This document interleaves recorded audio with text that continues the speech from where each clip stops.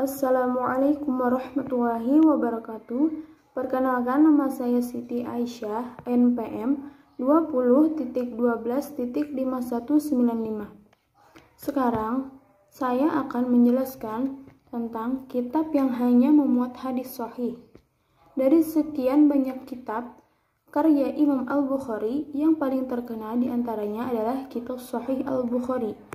Judul lengkap diberi nama oleh penulisnya seperti yang dikatakan oleh Imam An-Nawawi adalah Al-Jami' Al-Mustad As-Sahih Al-Mukhtasar min umuri Rasulullah sallallahu alaihi wasallam wa sunanihi wa ayyamihi, atau kumpulan ringkasan hadis yang sahih dari perkara-perkara Rasul, sunnah, dan kehidupan kesehariannya.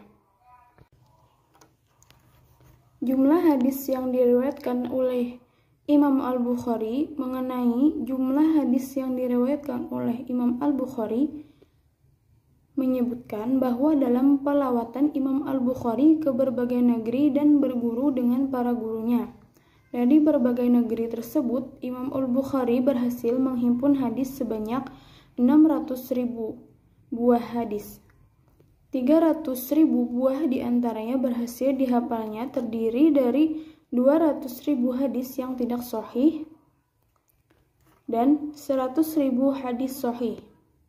Sedangkan jumlah hadis dalam Sahih Al-Bukhari, Al-Hafiz Abu Umar Utsman bin As-Salah berkata, jumlah hadis dalam Sahih Al-Bukhari adalah 7.275 hadis, termasuk hadis-hadis yang diulang-ulang. Diriwayatkan bahwa Sahih Al-Bukhari berjumlah 4.000 hadis tanpa pengulangan. Hanya saja dalam ungkapan ini menurut mereka telah tercakup asar sahabat dan tabi'in, dan terkadang suatu hadis yang diriwayatkan dengan 2 sanad dihitung 2 hadis. B. Kriteria hadis sahih menurut Imam Al-Bukhari. Pada dasarnya, kriteria hadis sahih ada 2 macam, yaitu pertama, kriteria yang muttafaq alaih, yaitu kriteria yang disepakati oleh para ulama, baik Imam Al-Bukhari maupun yang lainnya. Kedua, kriteria yang mutakhallafun fiha, yaitu kriteria yang masih diperselisihkan oleh para ulama. Kriteria hadis sahih yang muttafaq alaih ada 5 macam, yaitu ittisalus sanad, atau sanadnya bersambung.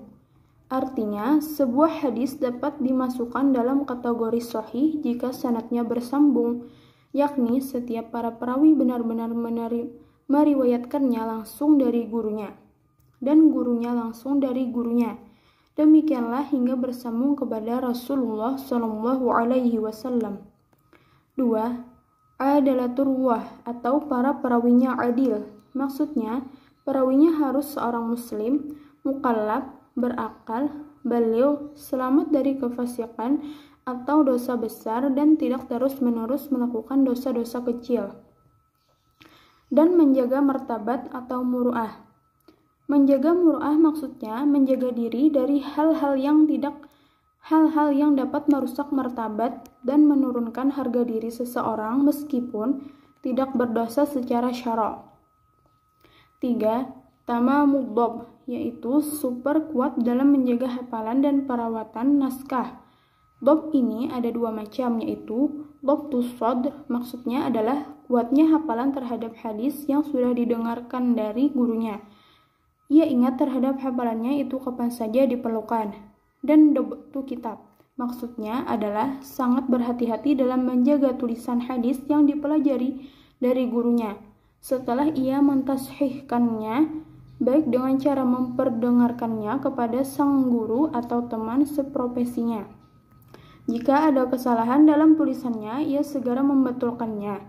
Ia menjaga sampai ia meriwayatkannya kepada muridnya. 4. Ghairu syadz, yaitu perawinya tidak bertolak belakang dan bertentangan dengan periwayatan perawi lain yang jumlahnya lebih banyak atau lebih thiqah darinya. 5. Ghairu mu'allal, hadis sahih harus selamat dari illah qadihah, yaitu suatu cacat yang tersembunyi di balik hadis yang dapat merusak kesahihan hadis tersebut, sekalipun secara zahir tampaknya tidak ada masalah. 2. Kitab-kitab yang memuat hadis hasan. As-Suyuti sebenarnya tidak menyebutkan kategori khusus untuk menentukan hadis hasan, terutama dalam Al-Jami' As-Shaghir. Makna pernyataan At-Tirmidzi hadis hasan sahih secara zahir, ungkapan ini memang sulit karena hadis hasan itu derajatnya lebih rendah daripada hadis sahih. Lalu bagaimana antara keduanya dapat digabungkan sementara tingkatannya yang berbeda? Dalam masalah ini, ulama memberikan jawaban tentang ungkapan tersebut. Salah satunya dikomentari oleh Al-Hafiz Ibnu Hajar Al-Asqalani yang kemudian direstui oleh As-Suyuti. Kesimpulan jawaban itu adalah sebagai berikut. 1. Jika hadis tersebut mempunyai 2 sanad atau lebih, maka yang dimaksud adalah hasan dari segi sanadnya, sedangkan sahih dari segi sanad yang lainnya. 2. Jika hadis tersebut hanya mempunyai 1 sanad, maka yang dimaksud adalah hasan menurut suatu kaum, sedangkan sahih menurut kaum yang lainnya. Adapun kitab-kitab yang diduga banyak memuat hadis-hadis hasan, yang paling terkenal diantaranya adalah kitab Sunan At-Tirmidzi yang merupakan kitab pokok dalam mengenal hadis hasan, karena At-Tirmidzi memperkenalkan istilah hasan dalam literatur keilmuan hadis. Oleh sebab itu, hadis yang dinilai hasan dalam Al-Jami' As-Shaghir dikomparasikan dengan kitab tersebut. Jika merujuk kitab Al-Jami' As-Shaghir, As-Suyuti tidak melakukan takhrij al-hadis secara langsung dan terbuka, maka sulit untuk melacak takhrij yang dilakukan As-Suyuti itu memiliki tawaran baru atau menggunakan metode yang sudah ada. Penilaian sahih, hasan, dan dhaif yang ada dalam Al-Jami' As-Shaghir itu merupakan hasil penelitiannya atau hanya mengkopi dari kitab atau sumber yang dirujuk agar ada gambaran mengenai hal itu. Itu saja yang dapat saya sampaikan. Assalamualaikum warahmatullahi wabarakatuh.